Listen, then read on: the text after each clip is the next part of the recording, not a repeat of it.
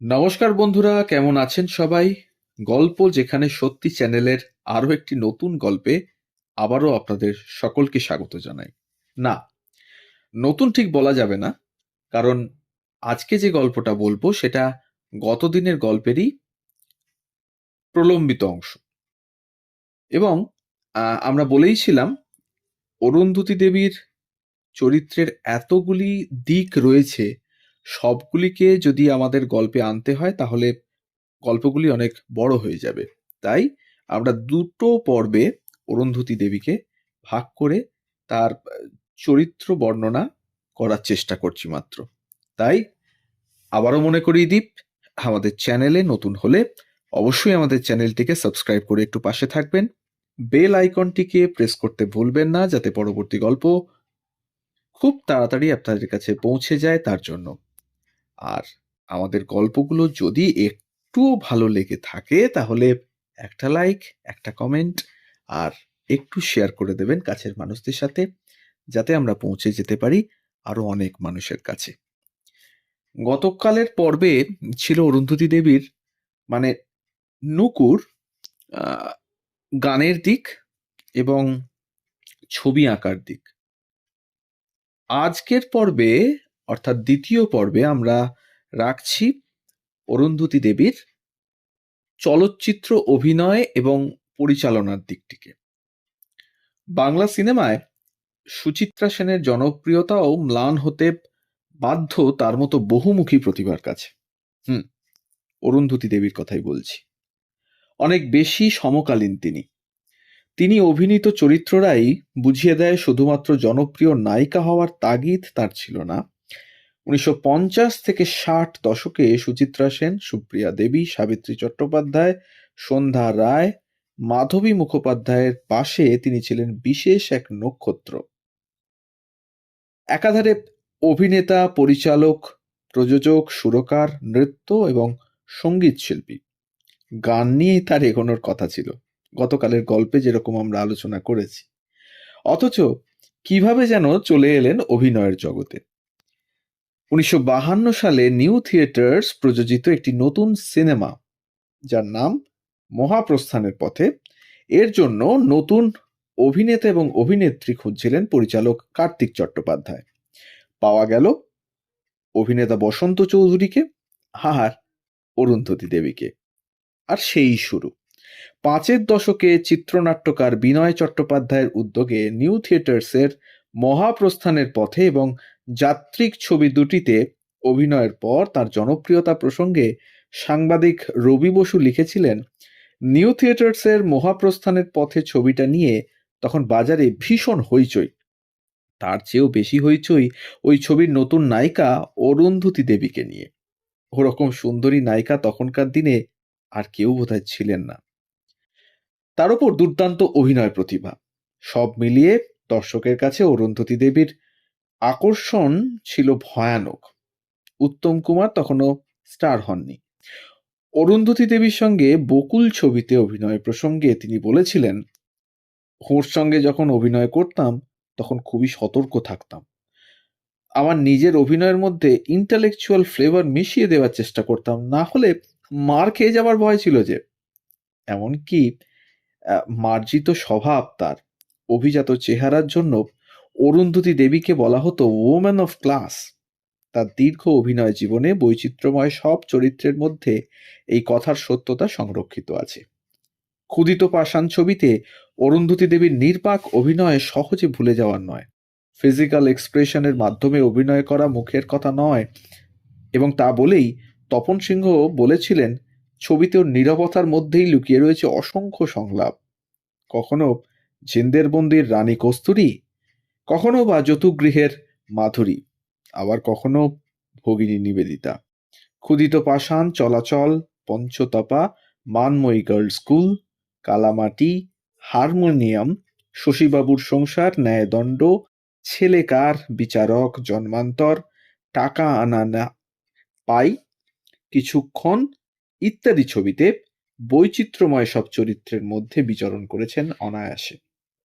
হারমোনিয়ামকে কেন্দ্র করে যে একটা পূর্ণ দৈর্ঘ্যের ছবি বানিয়েছিলেন তপন সিংহ, মানে একটা হারমোনিয়ামের ক্রমাগত হাত বদল হচ্ছে, আর তাকে কেন্দ্র করেই এক একটি জায়গায় ঘটছে হরেক রকম ঘটনা। তখন জমিদারি প্রথা প্রায় অবলুপ্তির মুখে। আসছে ব্যবসাদারদের যুগ। জমিদার ভূপেন্দ্র কিশোরের মানে অসিত বরণ যে চরিত্রে অভিনয় করেছিলেন, তার একমাত্র মা হারা মেয়ে বিমলার মানে এই বিমলার চরিত্রেই অরুন্ধতী দেবী অভিনয় করেছেন। এর জন্য একটি হারমোনিয়াম কিনে আনেন এবং হারমোনিয়ামটি বাবা মেয়ের নিঃসঙ্গ জীবনের সঙ্গী হয়ে উঠেছিল। তারপর ভূপেন্দ্র কিশোর মারা যান এবং সম্পত্তি হারিয়ে পথে বসে বিমলা। বিক্রি হয়ে যায় সেই হারমোনিয়াম। জীবনের এই অবস্থান পরিবর্তনকে অসামান্যভাবে পর্দায় ফুটিয়ে তুলেছিলেন অরুন্ধতী দেবী। আবার বিচারক ছবিতে আমরা দেখতে পাই অরুন্ধতী অভিনীত চরিত্রটি কয়লা খনির শ্রমিকের সন্তানদের দেখাশোনার কাজ করেন।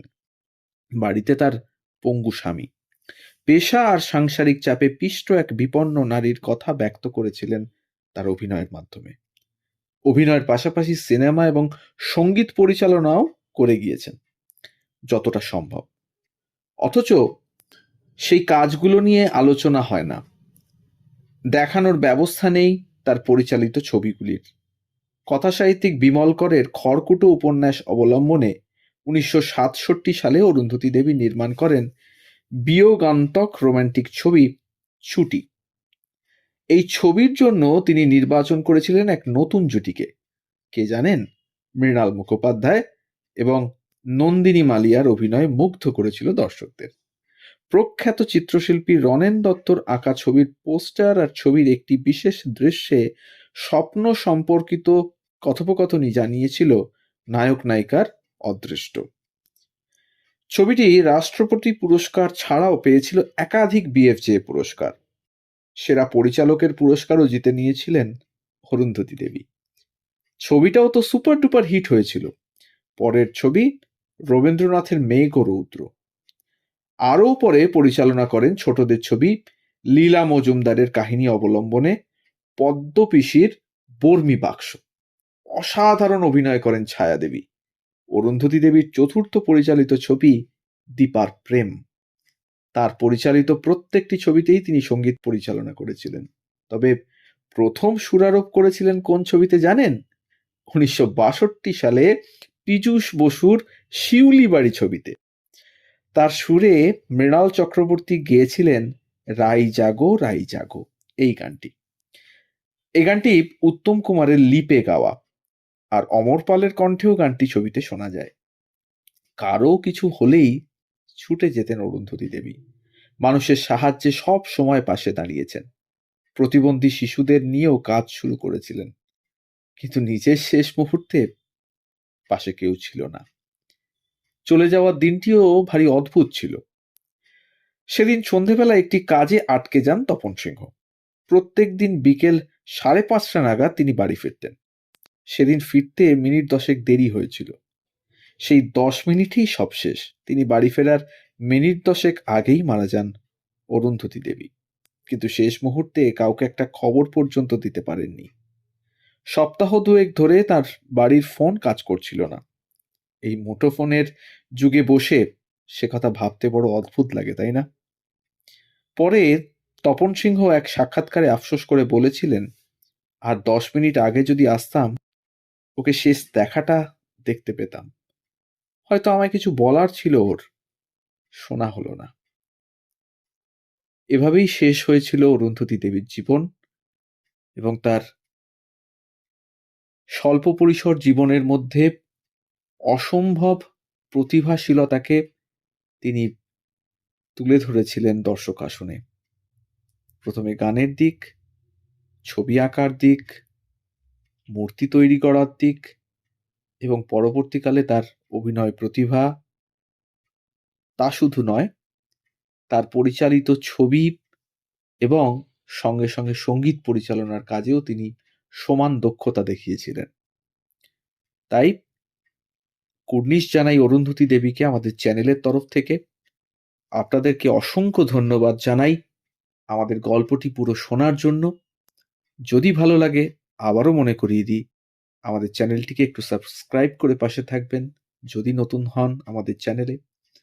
বেল আইকনটিকে অবশ্যই প্রেস করে নেবেন যাতে পরবর্তী এই ধরনের অনেক গল্প আপনাদের কাছে খুব তাড়াতাড়ি পৌঁছে যায় তার জন্য।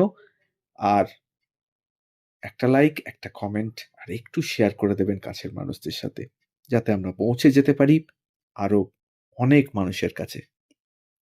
সবাই ভালো থাকুন আর শুনতে থাকুন গল্প যেখানে সত্যি। আমরা থাকছি প্রতিদিন ঠিক সকাল ৯টা থেকে ৯টা ৩০ মিনিট। ধন্যবাদ।